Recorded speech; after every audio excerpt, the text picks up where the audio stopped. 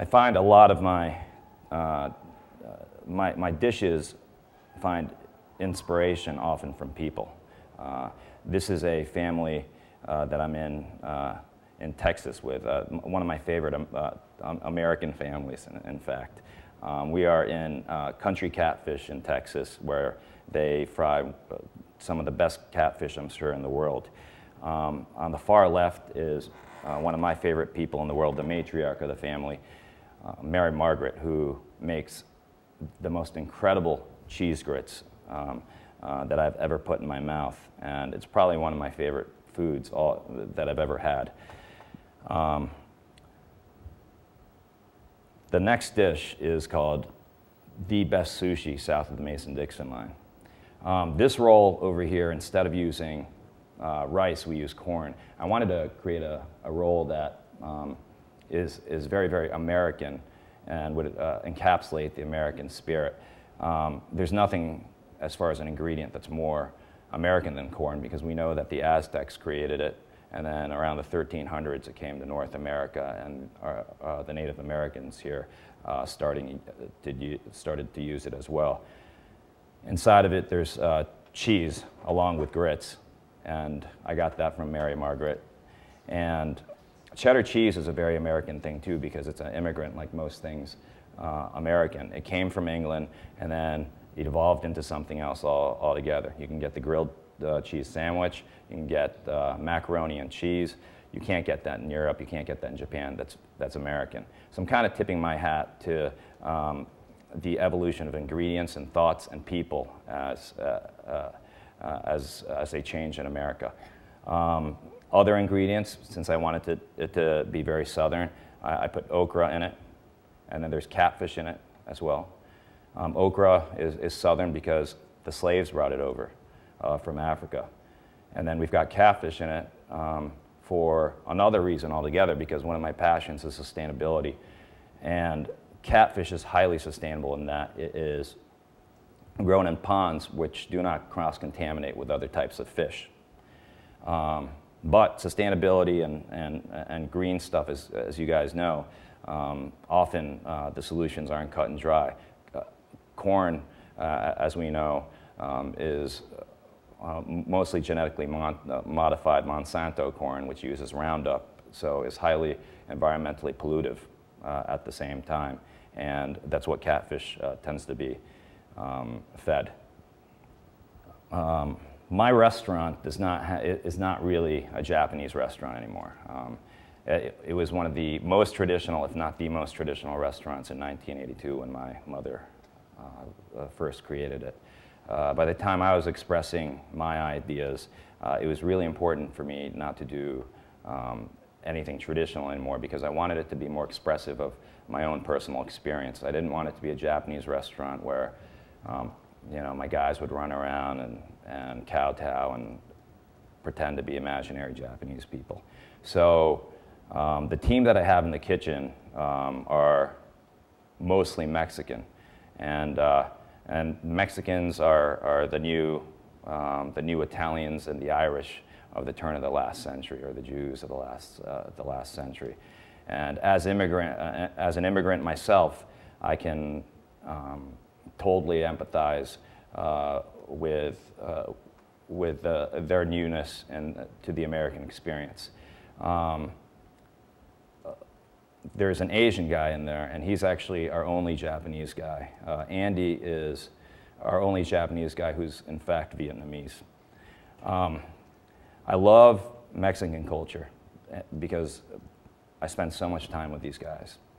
And I also spend tons of time eating at their houses and you know, kicking the ball around, playing soccer, and spending time with their family. So I wanted to create a dish that honors their culture and our friendship. My guys are from Oaxaca, so I created the Oaxacan. Unbeknownst to a lot of Americans, Mexican cuisine is one of the most complex cuisines that exist. Ethnic cuisine often gets simplified in America, and often that happens with Mexican food, especially in the Northeast. Mole, which is from the Oaxaca region where these guys are from often has a dozen different ingredients in it. Often it contains chocolate, chili peppers, fruit, even crackers and cookies. Every family in Oaxaca has their own personal recipe. And I wanted to create my own personal recipe, but with a tinge of humor, and make it very, very good at the same time.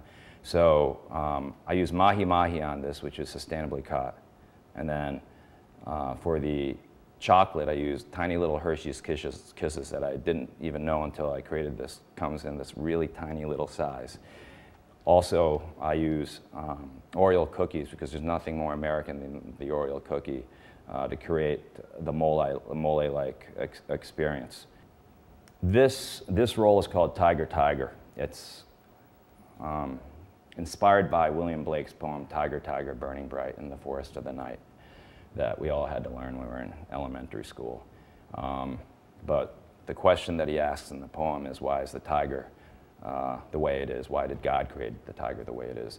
And the greater question, of course, is why God created, or why the universe is the way it is. And so I tried to imagine, I asked myself, well, why did sushi have to come from Japan? And actually, it doesn't even come from Japan. Sushi originated in the mouth of the Mekong River in China at a time when there was no refrigeration in order to preserve fish. And they would put vinegar in the rice, and then you put the fish in there, and then it would basically pickle. That technique eventually became the sushi that we actually have right now, where we put tuna inside of rice. All you really need for sushi to have started is rice and fish.